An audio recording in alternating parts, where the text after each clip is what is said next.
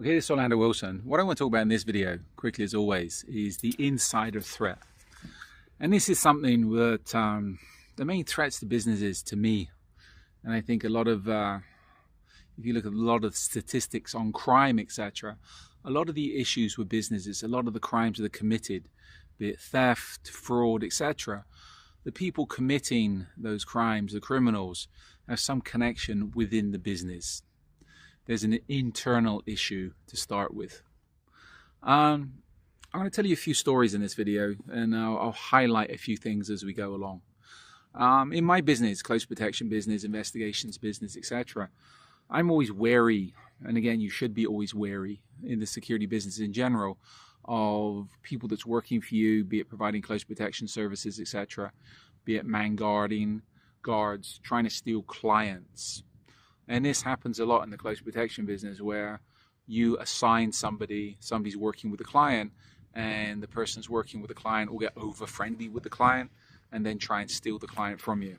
This is where you need to have a good management and also ensure boundaries are always enforced. And boundaries are something which I'm big on.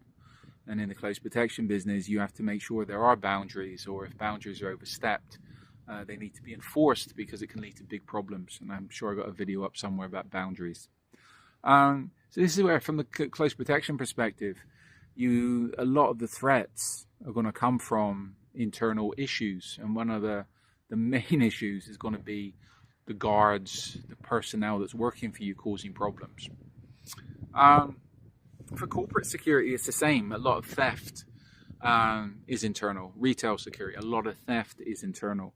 Even down to something we was dealing with recently is supply chain, where a business's supply chain staff had been swapping out real goods, brand goods, with fake goods. So this is where, if your supply chain is not secured, you can have issues from that. And again, all this is internal. This is not external issues. These are people that should be trusted, that are playing games, shall we say. So the internal threats need to be, if you're coming in as to do a security assessment, a risk assessment on a company, on a person, on an estate, on a business, you have to strongly take into consideration the internal threats. And this is where a lot of clients don't like that, because as far as they're concerned, they trust the people they have working for them, somebody's worked for them for a long time, etc., etc. And I always tell people, it's like, one of my favorite sayings is, betrayal never comes from an enemy, it always comes from a friend.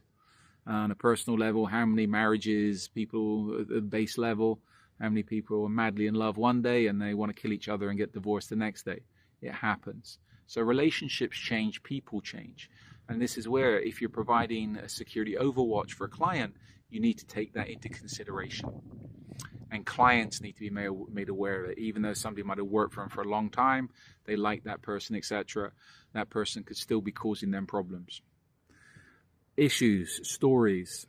I was dealing with one person in the United States, vice president for a bank. They had an issue. And this is where, and again, this also comes into the corporate security cover-up culture. They had an issue with one of their employees from Latin America. This employee was working at the bank for how many years, got to a decent position within the bank, and all of a sudden he disappeared. He left the bank. He decided to go back to his own country and took $400,000 with him. What did the bank do? Nothing. Once they discovered the theft, the bank didn't do anything. And I was talking to this person about reaching out and finding the person, trying to do stuff and get them brought back to the US, but it's a white-collar crime, so it's not high profile. And the bank was like, in the end, they weren't particularly interested. Well, they were interested, they weren't happy, but $400,000 for a bank is not that big amount of money. And they were more worried about their reputation, understandably so. And this is something you've always got to take into consideration when you're doing this type of work or any type of enforcement work. How will it affect the reputation of the establishment you're representing or going or working for, etc.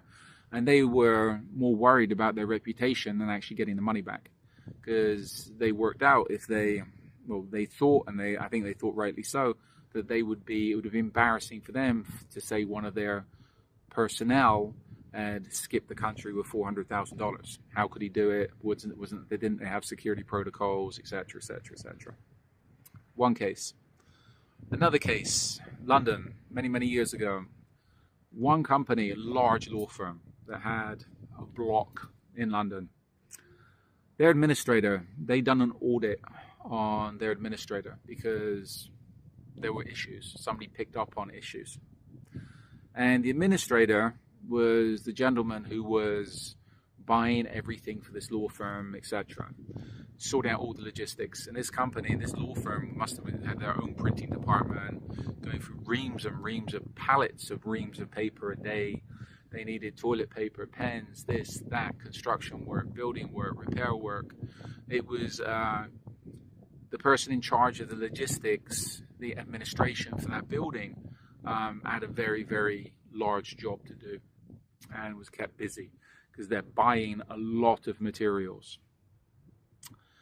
It was found out that this gentleman who was running the administration was adding on to everything he was buying a few pence. A few pence for a ream of paper, a few pence for the toilet paper, a few pence for the pens, a few pence for the tables, a few pence for this. He was adding on a small profit for himself for everything he was buying for that company. And an investigation was done on him, an audit was done on him, and they stopped counting when they got to about £1.5 million that he'd added on and siphoned off £1.5 million on all the goods he was buying for that law firm, all the services he was buying for that law firm. Again, he was a trusted person. He was a very, from what I bumped into him once, he was very well to do with all the top attorneys, etc., the partners of the company. He was a very popular person. And again, out of all the people in that company, he wouldn't have been somebody that, if you're looking at it from the surface, you would have suspected of being siphoning money off from that company and stealing from that company. Again, the same with the gentleman at the bank. The law firm called him in, told him they knew what he'd been up to, and they told him, keep the money, pack your bags, don't come back, we don't want to hear from you again. If we hear from you again, you're going to have problems. Why? That law firm didn't want issues and all their clients knowing that they had somebody internally stealing from them. Because if you've got somebody stealing from them, what else is he stealing? Information, etc., etc., information on cases, etc., etc. So that gentleman was fired, didn't get a pension, didn't get whatever, but he walked away with over £1.5 million that he'd siphoned off. I tell people, especially from the close protection perspective, security perspective, most people, if you're looking at security for a client, most people are going to be more suspicious of the gardeners or the janitors. We'll keep a tighter eye on them because they might steal something, etc. They might be illegals. We'll be more suspicious of the janitors and the gardeners and the cleaners than they are of, say, the person assistant, the client's person assistant, the client's accountants, the people that are close to them. But it's the accountants and the person assistants that have access to the big money that can be stolen. They have access to the client's routines, their contacts, boyfriends, girlfriends, husbands, wives, trust funds, jewelry, etc. Generally, the janitors and the gardeners, they might be able to steal a lawnmower or something small, maybe a watch, maybe some jewelry, but it's the people that's close to the clients that can do the most damage. To finish up on this video, it's a little bit of a long one. You think about it from this, and I say to people, some of the main people that can cause, you always got to be watching for people within your business that can be causing problems, or people coming in. I know of, years ago, two security, again, it was to do with the pharmaceutical business. An investigation agency was tasked to go to find secrets from a pharmaceutical company within London. And many years ago, I don't know what it's like these days, if you walk through London at 4 o'clock in the morning, 3 o'clock in the morning, you could be in Lagos, because all the cleaners were West African, Nigerian, etc. So what this investigation agency did was go around to the universities, find some West African kids, that were doing computer courses, etc., etc. And they tasked these kids with going and getting jobs for the cleaning company that was working in the offices for the pharmaceutical company they wanted to target. And of course, these cleaning companies are high turnover people, so these kids went and got jobs working for the cleaning company. So in addition to working for the cleaning company, they were also working for the private investigation agency. So when these kids were cleaning the offices, and you got to remember, a lot of cleaners will have full access to the whole buildings, the whole office buildings. They can go wherever they want because they have to clean the whole building.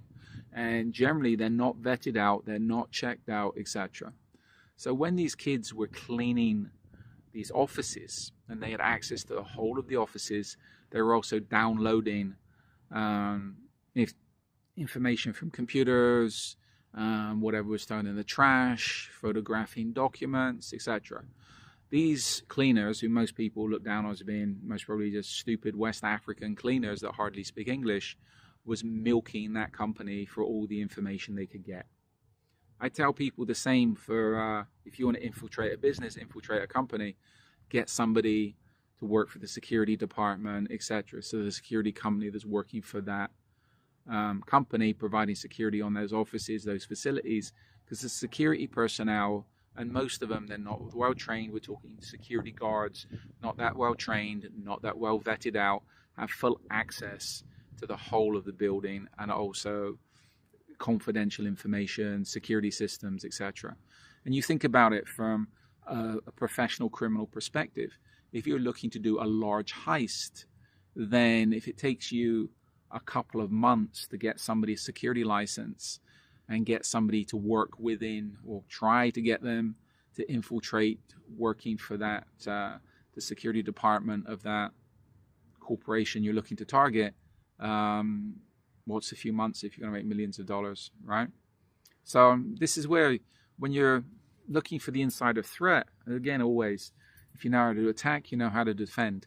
And again, it's like you have to, when doing assessments for clients, especially when you're taking over a client, you need to ensure that you pay special attention to the insider threats. To me, a lot of times the insider threats, especially in corporate security, is a lot more prominent than the external threats. Anyway, just a little video there. Hopefully you learned a little bit, and it'll give you a few ideas if you're providing services. In the meantime, follow me along on social media. I have an array of these videos up. We've got a lot more of these videos up on our social media platform. We're up on the main platforms. Follow me along. I prefer LinkedIn these days, but we're up on the main platforms again. YouTube, up on Facebook personally, Instagram, etc., etc., etc. So follow me along. You got any questions, you require any services, you require any training, feel free to reach out to me and we can have a conversation. In the meantime, be good, stay safe, and as always, try to stay out of trouble.